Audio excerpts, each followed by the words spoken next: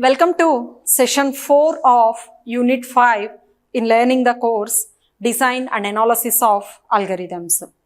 In our previous session, we seen solving 0 by 1 knapsack problem using least cost method.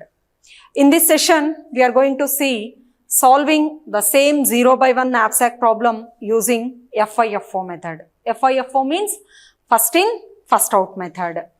The main objectives of this session are to understand knapsack problem, to solve knapsack problem by following branch and bound algorithm design strategy.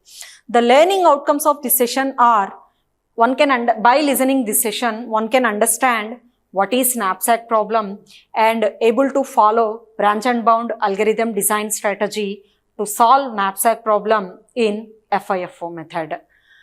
The topics that we are going to discuss in this session are problem statement and solving knapsack problem in FIFO method. Now coming to knapsack problem, I already explained you that what is knapsack problem. So knapsack problem is we are given n objects and each object is associated with a weight and a profit, and also given a knapsack whose capacity is also known to us, that is which is also given. Here our knapsack problem is to select a subset of objects which are placed into the knapsack in such a way that the total weight of the objects placed into the knapsack should be less than or equal to the capacity of knapsack, and the total profit earned must be maximum. Now here I am going to explain how to solve this knapsack problem using FIFO method. Let us see the FIFO method. Now what is FIFO method? FIFO method means first in, first out method. First in, first out method. That is, what is the data structure we are using for first in, first out implementation? So first in, first out implementation. For first in, first out implementation, we are using a data structure called queue. That is, what the node first entered into the queue, for that node, we are going to calculate boundary values and we are deciding whether that node becomes live node or not. Okay, so let us see how first in, first out method works. The first in, first out branch and bound algorithm proceeds with node 1 as the root node and makes it E node. So initially it also starts with node 1, which is the root node, which becomes the first expandable node, that is E node. So first FIFO branch and bound method initializes U of 1 to U of 1 value, that is upper bound value. First we are going to calculate upper bound value at node 1. Okay, now and node 1 becomes the expandable node. We are generating the two childs of node 1, which are nothing but 2 and 3. These 2 and 3 nodes are sent to Q. So first we sent 2 to Q and then we sent 3 to Q. Now which node is first entered? 2 is first entered. So first we need to calculate boundary values at node 2 and then we have to decide whether it becomes the live node or not. Later we take 3. Okay. So this entirely explains the same procedure. So after solving n2, we go for n3. So after solving n2, we will get the nodes 4 and 5. Those are entered into the queue. So later we enhance, we see for 3. So after that we see for 4. After that we see for 5. Like that we continue the process. At each and every node we are going to calculate the upper bound. Okay. So right. See how to solve this problem. What is the tree structure that we are obtaining by solving this problem? Now here let us see, here this becomes the tree structure what we are obtaining by solving the knapsack problem using FIFO method. Let us see, here node 1, this is node 1, it starts with node 1. At node 1 we are going to calculate the boundary values. So the same process what we used earlier, in the same process we are going to calculate the boundary values. Now here upper bound becomes minus 32, lower bound becomes minus 38. That is, in calculating upper bound, we are considering only whole values. That is, whether we are placing the object or we are not placing the object. But in calculating lower bound, we are going to use the fractional values also. That is, a fraction of object can also be placed into the knapsack. So, upper is initialized as minus 32. Now, here upper is initialized as minus 32. Now, since the first node becomes the live node, we generated the childs 2 and 3. Now, we are going to calculate the boundary values at node 2. Now, the path of node 2 is x1 is equal to 1. And node 3 is x1 is equal to 0. Now, here I am going to calculate the boundary values. Initially, while doing the calculations at node 1, I considered the same thing, x1 as 1 only I considered. So, here also x1 becomes 1. So, the node values cannot be changed. So, the lower bound becomes minus 38 and upper bound becomes minus 32. Here, lower bound is not greater than upper value. Here, upper value is initialized with minus 32. It is not greater than minus 32 and it is not less than minus 32. Now, coming to node 3. At node 3, we calculated the upper bound and lower bound. Now, how to calculate the upper bound and lower bound at node 3? Let us see. Node 3, what is the value? x1, 0. At node 3, x1 is 0. At node 3, x1 is 0. x1, 0 means we cannot place x1. So, directly we can place x2. By placing x2, what we are getting? 11 is the remaining capacity and minus 10 profit we earn. And by placing x3, it occupies 6 and we are earning a profit of minus 12. At x4, we cannot place x4 completely. So, this is considered as the upper bound. This is considered as the upper bound.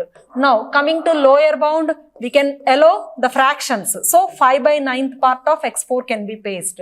So, which becomes minus 32. So, this becomes the lower bound. So, here the lower bound is minus 32 and upper bound is minus 22. So, this is not greater than upper bound. Here upper bound is minus 32. Upper is minus 32. So, lower bound is minus 32. It is not greater than minus 32, minus 22. Upper bound value is minus 22 and upper value is minus 32. It is also not less than upper. So, here this becomes the live node and this also becomes the live node. Both can be expanded. So, first we are expanding this one. Since this is the first node which entered into the queue, this is first expanded. It generates the childs 4 and 5. Now, at 4, what is the value of 4? Here the path value is x2 is equal to 1 and 5 the path value is x2 is equal to 0, right. Now, here we are going to calculate the boundary values. At 4, what becomes the boundary values? The same thing. At 1 and 2, what we obtained, the same we obtained at 4 also. Since we considered x1, 1, x2, 1 while we calculating the boundary values at node 1 and node 2. The same thing here also done. So, the boundary values becomes minus 38 and minus 32. But at 5, let us see, x2 becomes 0. At 5, x2 is 0. How to calculate the node values at 5?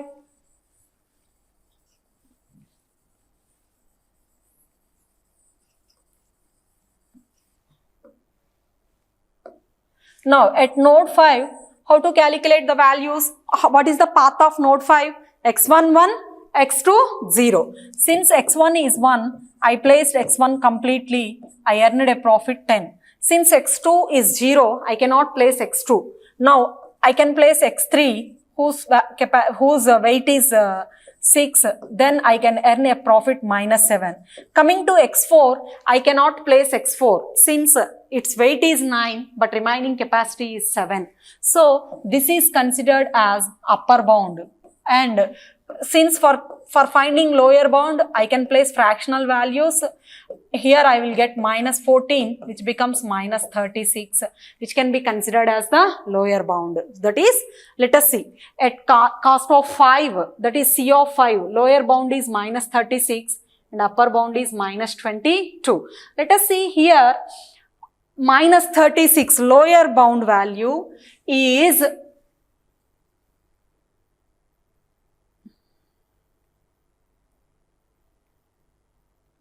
is, it should be not greater than upper value. It should be not greater than upper value. And here cost of 5. So here what is the cost of 5? Minus 36, but upper value is minus 30. Right, here we will get minus 36 and minus 22. Now here coming to 6 and 7, here also we are getting x2 1, x2 0. So here also in the same way we are going to calculate the boundary values. By calculating the boundary values, we will get cost C of 6 as minus 32, U of 6 as minus 22, and C of 7 as minus 30, U of 7 as minus 30. Now here what becomes the path values here? The path values are x2 1, x2 0 by considering these path values. Here x1 0, x2 1.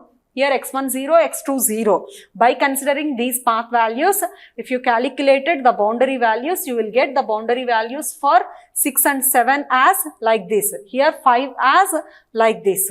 Now here coming to 4. Now for 4 we are calculating the boundary values at 8 and 9. At 8 the boundary values becomes minus 38, minus 32. At 9 the boundary values becomes minus 38, minus 38. Since here the upper bound minus 38 is less than the upper value. Here upper value is minus 32.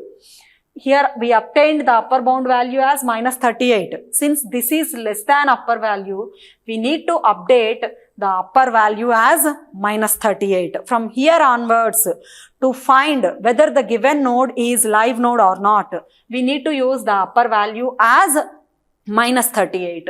Now I am going to compare the values. Here minus 36 and minus 38. Here minus 36 is not, here it is greater than upper value. Here it is greater than upper value. Since it is greater than upper value, this node is killed. And coming to this node, here this is minus 32. Since it is also greater than upper value, this is also killed. And here this is minus 30. Since it is also greater than upper value, this is also killed. So these three nodes are killed. 5, 6, 7 are killed. Only 8, 9 are pending. Now here out of 8, 9, which becomes the next one. First 8 I expanded. I'll get the nodes 10 and 11. So coming to 10, what is the path? X4 value is 1. Here coming to 8, x3 value is 1. Is it possible to place all objects into the knapsack? No, it is not possible. It is infeasible. So that's why this node is also killed. Now coming to x4 is equal to 0. Here we'll get the boundary values as minus 32, minus 32. So since it is greater than upper value, this node is also killed. And at 12th node, we get the upper bound and lower bound as minus 38 and minus 38. So here it becomes the live node. And here also, since it is minus 20, which is greater than upper value, so it is also killed. So here we get finally the solution. What is the solution path? Let us see the solution path. Here we come like this. This is the solution path. In this solution path, x1 is 1, x2 is 1, x3 is 0, and x4 is 1. That is what the values that I am getting. x1 1, x2 1, x3 0, x4 1. And what is the final cost that I am getting? 38. So we get the same solution what we obtained in case of LC method for the same problem. Okay, but here you can observe we have more number of live nodes in case of FIFO method when compared to that of the least cost method. So that's why we can say that LC method is the efficient method. So with the less number of expansions, less number of nodes, we are completing the process. I hope you all understood how to solve knapsack problem using FIFO method. So I am going to summarize the concepts what we explained in this session. In this session we seen what is knapsack problem and how to solve knapsack problem in FIFO method, first in, first out method. Now first in, first out method, what the data structure that we are using? We are using the data structure Q. At each node, we are going to calculate upper bound and lower bound. At node 1, what is the upper bound? That value is considered as the upper value. So at the remaining nodes, we are going to compare that lower bound value and upper bound value with the upper. Okay, so if any violates the rules, that node is killed. The remaining nodes are expanded.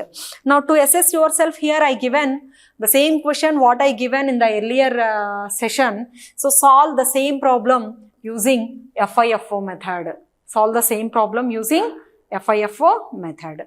So in preparing this presentation, I used the digital content from various public sources. It is only used for educational purpose and not for the commercial purpose. Thank you for listening the session.